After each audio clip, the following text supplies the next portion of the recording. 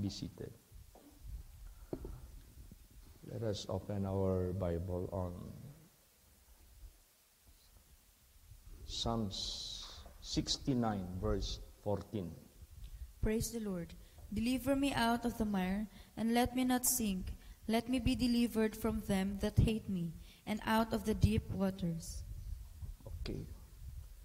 So, ito po yung isang dalangin ng anak ng Diyos.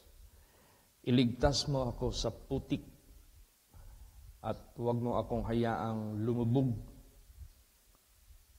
Ligtasin mo ako mula sa mga napupuot sa akin at sa kalaliman ng mga tubig. Now, ang tanong natin, meron bang napupuot sa iyo? Naabay na suko diha kanimo?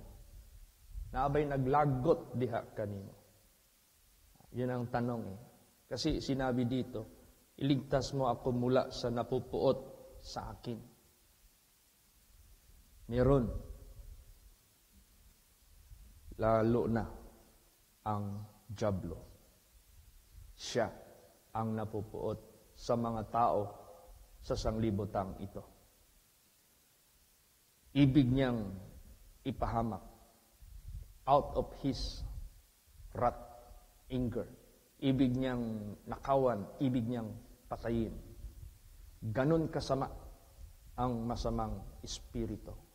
Kaya kinakailangan tayo maging aware kahit paman sa kanyang kapangyarihan ng Diyos sa pagliligtas sa atin. Praise the Lord. Para tayong lahat ay maging prayerful, maging watchful po tayo. Deliver me out of the mire and let me not sink. Huwag mo akong hayaang lumubog. Basahin pa natin Psalm 69, 1 and 2. Praise the Lord. Save me, O God, for the waters are come in unto my soul. I sink in deep mire, where there is no standing. I am come into deep waters, where the floods overflow me. Yes. Now, anong ibig sabihin nito? This might not literal. Wala namang pumunoy dito sa Pilipinas. Kung meron man, nandoon sa mga bundok-bundok na. Ang ibig sabihin nitong kumunoy na ito, yung bang, alam mo, ang tao pag nahulog sa quicksand, kung tawagin, or miry clay, kumunoy.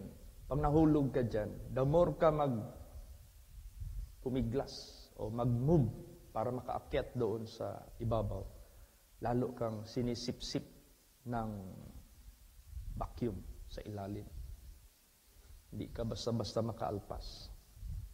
Now, spiritually, sa buhay natin, gusto ng masamang espiritu na hindi tayo makakilos sa pagsisikap natin sa ating spiritual na kalagayan. Example, gusto ng masamang espiritu, bigyan ka na ng trabaho na wala ka ng panahon magsimba. Wala ka ng panahon na makarating sa simbahan, wala ka ng panahon makapagpakinig sa live o kaya sa YouTube na mga preachings. Wala na. Hindi ka na makakakilos. Pagbaga pa, lubog ka na sa trabaho. Lubog ka na sa pagka-busy mo. Papagurin ka na ng masamang espiritu para wala ka ng halos panahon mag-pray. Papagurin ka ng masamang espiritu, bigyan ka ng sobrang busy. Hindi ka na makamove sa spirituality mo. Yan yung nangyari sa buhay ni Brother Reggie.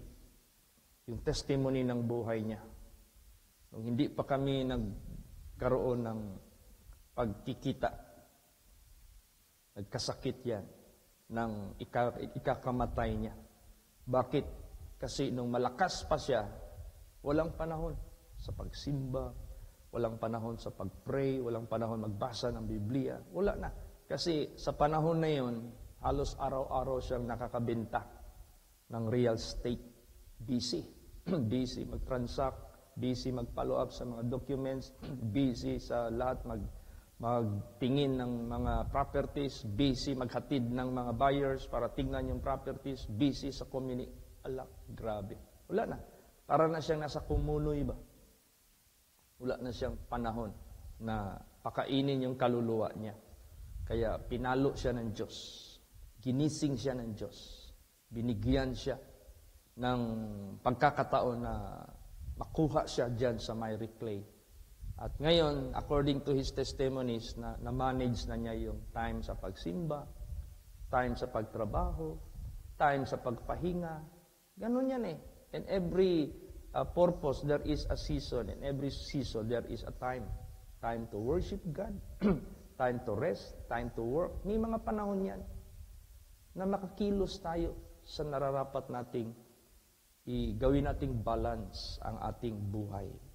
Kaya dito sa banal na salita ng Diyos, basahin pa natin yung prayer pa ni David. Basahin natin na matagal na niya itong inasam-asam at dumating din sa buhay niya na nakuha siya sa miry clay. Basa Psalms 41 hanggang 3. Praise the Lord. I waited patiently for the Lord, and He inclined unto me, and heard my cry. He brought me up also out of an horrible pit, out of the miry clay, and set my feet upon a rock, and established my goings. And He hath put a new song in my mouth, even praise unto our God. Many shall see it, and fear, and shall trust in the Lord. Yan. Tingnan mo. Granted yung prayer niya. Kinuha siya ng Diyos from the miry clay. Inilagay siya sa solid rock na strong foundation na hindi na siya lulubog sa spiritual niya. Kaya sabi niya, He hath put a new song in my mouth, even praise unto our God. Many shall see it. Maging testimony yung buhay niya sa iba. Marami makakakita eh. And fear, para matuto silang matakot sa Diyos. And shall trust in the Lord. Marami nang matutong manalig sa Diyos. Kaya tayo, ganun din sa buhay natin. Inalis na niya tayo sa miry clay. Ngayon, meron na tayong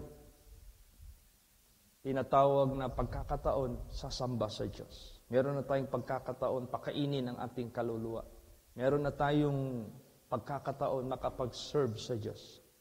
Meron din panahon sa pagtrabaho. Ayon sa iyong trabaho, may panahon din sa pagpahinga. Eh noon, wala eh. Wala tayong panahon sa Panginoon. Puro tayo trabaho, puro hanap pira, puro wala. Tapos, di natin alam. Nilulunod na tayo ng kaaway natin. Kaya, pasalamat tayo sa Diyos. Kagabi, pumunta po kami sa Arcastillo, sa Jerome, Barangay San Juan. Dinala ako ni Brother Reggie doon sa kanyang first cousin na meron ding karamdaman. At ayon sa kanyang bibig, na-realize niya rin, sabi niya, oo nga, Pastor, palagay ko itong nangyari sa aking buhay ngayon. Palo na rin ito ng Diyos. Paano noon, pag magsimba ako, dahil malapit lang yung mga barkada ko dyan, malapit lang sa simbahan, ilang di pa lang. Minsan, unahin ko pa yung maglasing. Hindi na ako makapunta sa simbahan. O kaya, magpunta ako sa simbahan, ginagamit ko ang the same na araw, punta rin ako ng sabungan. Sabi niya sa akin, malamang pinalo na ako ng Diyos kasi hindi na tama yung ginawa ko. So, na-realize niya. Nagpakumbaba siya, nagsisi siya. Yung pala, yung bibig niya, hindi niya gaanong mabukas. Kasi meron siyang dito sa leeg, tumor. At magpunta siya sa ospital. Pero meron daw, sinipsipan ng injection. Negative man. Ito talagang minsan yung hospital. Gusto talaga nilang gawing positive. Nag-recommend na naman. Ay, natin yan? Laslasan natin yan ng konti, kunan natin ng konti na laman. Negative din. Ayaw din makontinto yung hospital. Ay, kailangan natin kunan ng laman sa pinakailalim. Inoperahan na naman, kumuha doon ng laman. Examine 1, negative. Examine 2, negative. Examine 3, negative. Examine 4, negative. Examine 5, positive ngayon. Kaya sabi ko sa kanya, marami nang pinagaling si Jesus na cancer. Nag-testimony ako gagabi. Sayang-saya nila. Nung after na naprihan siya, nagtaka siya. Sabi niya, Pastor, itong bibig ko, hindi ako masyado. Pero ngayon, lambot na. Sabi ko, ibig sabihin yan, meron ng pagbabago yung nangyari dyan sa liig mo. Huwag ka lang magtaka ha, pag alis ko, baka susuka ka o ano, huwag ka lang magtaka. Kasi meron akong naprihan, sinuka niya, yung laman ng kanyang tumor. Bahala ng Panginoong Diyos, siya na nakakaalam paano niya pawalain niya. Ngayon, nagwi-wish sila na kung kumpleto ang mga anak nila, magbalik ako doon, magbigay ng Word of God. Anong dahilan? Gusto namin makarinig sila ng Word of God. O, ibig sabihin yan, ang tao, pag kukunin ka na ng Diyos from the miry clay, makakakilos ka na. May panahon ka na sa pagpakinig ng Word of God. May panahon ka na sa iyong spirituality. And that is the most important sa buhay ng tao na ma-prioritize sa buhay natin ang ating kaluluwa na hindi ito gagapusin, hindi ito kukulungin, hindi ito ilagay doon sa ilalim ng hukay na hindi na tayo makakilos. Yan ang kaaway natin. Gusto niya ipitin tayo, wag tayong magkakaroon ng panahon sa ating kaligtasan. Tingnan mo si Prophet Jeremiah. Ano ang naranasan ni Prophet Jeremiah nung hinulog siya doon sa dungeon? At doon sa dungeon na yan, nandoon yung kumunoy, yung miry clay. Anong naramdaman niya? Basahin natin. Jeremiah 38, 6 hanggang 13. Praise the Lord. Then took they Jeremiah and cast him into the dungeon of Malchiah, the son of Hamelech, that was in the court of the prison. And they let down Jeremiah with cords, and in the dungeon there was no water, but mire. So Jeremiah sank in the mire.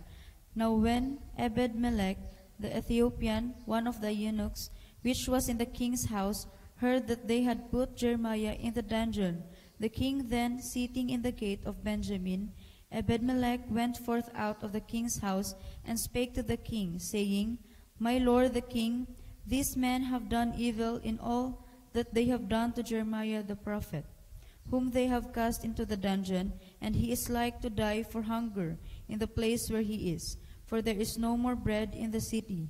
Then the king commanded Ebed-melech the Ethiopian, saying, Take from hence 30 men with thee, and take up Jeremiah the prophet of the dungeon before he die.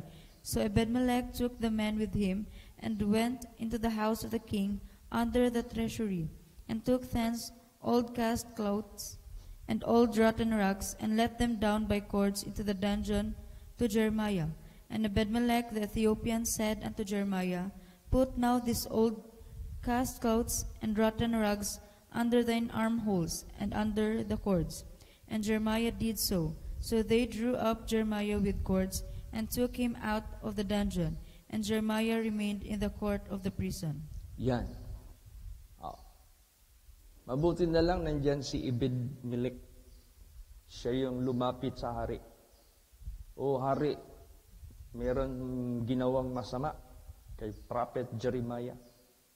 Siya'y inilagay doon sa dungeon where the water is but mire. And Jeremiah sunk in the mire. And he is almost dying for being hungry. For hunger. Sa gutom, halos mamamatay na siya. Ganon ang gusto ng kaaway natin, na ilagay tayo dyan sa sitwasyon na hindi na tayo makakilos, na makakain sa ating spiritual bread. Kaya, pag kinuha ka na ng Diyos sa ganong klaseng sitwasyon, prayerful na tayo, na huwag na tayong ibalik sa ganong uri na kalagayan. Praise the Lord. Freely, may kalayaan na tayo kumilos sa pagsamba, sa pagpakinig, sa pagsunod sa kanyang tuntunin, then the rest just will follow. Kagalingan ng sakit. Katulad niya yung sakit. Para ka rin ginapos niyan eh. Kaya nung ito si Brother James, itong naprehan ko sa Jerome, dismayado siya lagi sa mga hospital. Lumalabas sa doktor, sabihin ka agad sa kanya, Sir, ang tingin ko sa iyo, it's stage 4 na yung cancer mo. Naano na siya eh, para bagang dismayado na siya. Kahapon, habang nakikinig ng Word of God, sabi niya sa akin, Pastor, gumaan ang aking pakiramdam. Tapos after sa prayer, yung kanyang bibig, naka-open na. Naalala niyo yung cancer of the ovary dito, pumunta. Diyan pa tayo sa Matina, na nagpasok diyan sa simbahan, ganun yung babae, ang hitsura.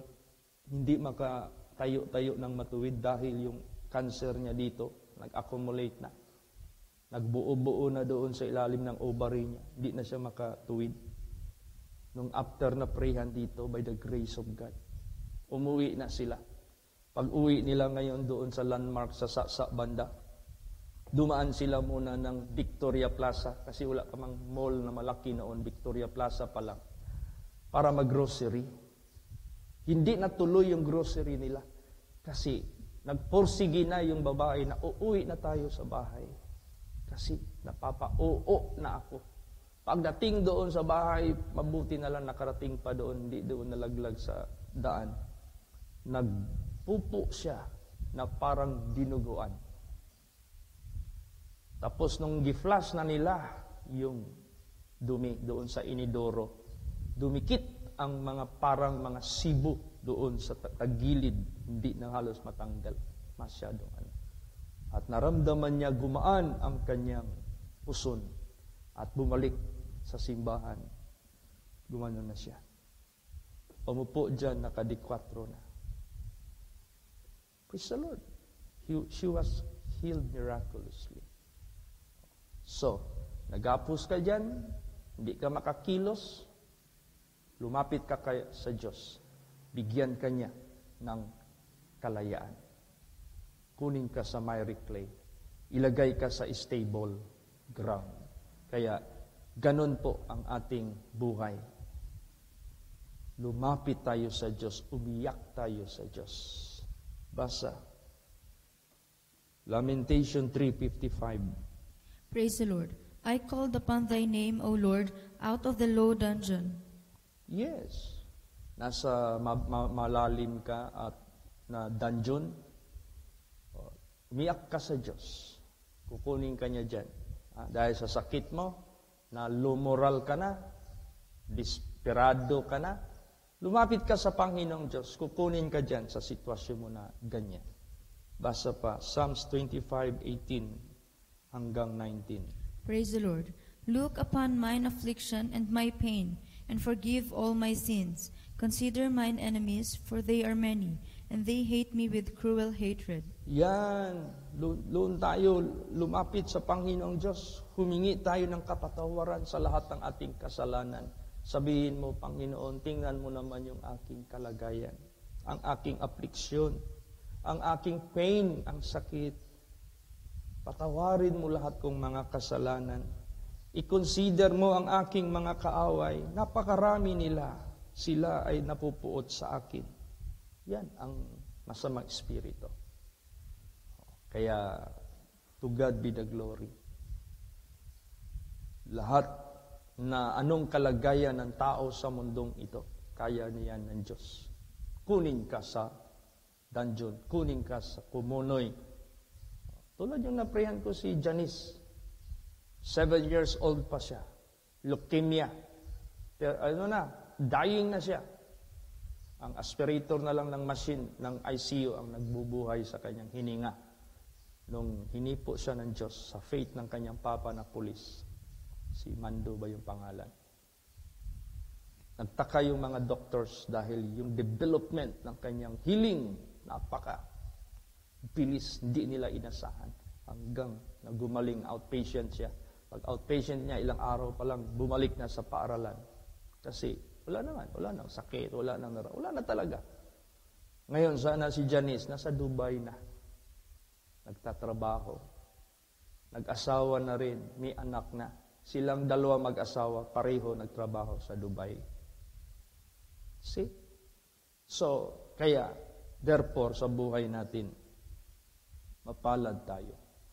Meron tayong Diyos na malalapitan. Meron tayong Diyos na maasahan na higit sa lahat na ating hinaharap ng mga sakuna, affliction, sakit, problema, kasalanan na nagawa natin sa sanglibutang ito. Higit niyang patawarin ang lahat ng ating kasalanan. Magpakumbaba lang tayo.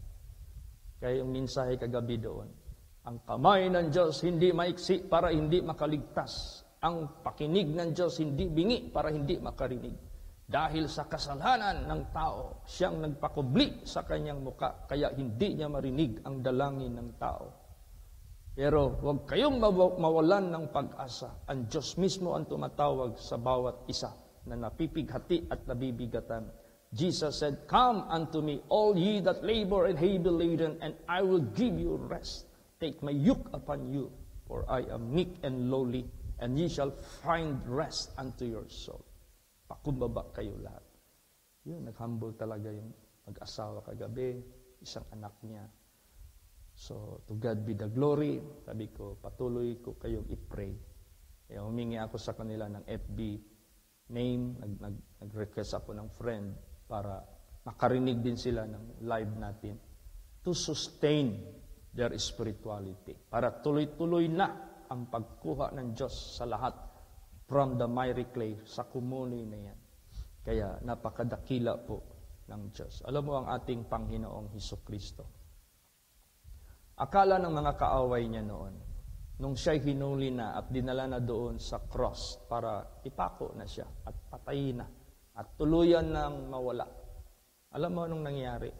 Lalo patuloy na hayag ang kaligtasan, lalo patuloy nagkaroon ng redemption ang mga tao sa sanglibutang ito, because without the shedding of His blood, there is no remission of sin.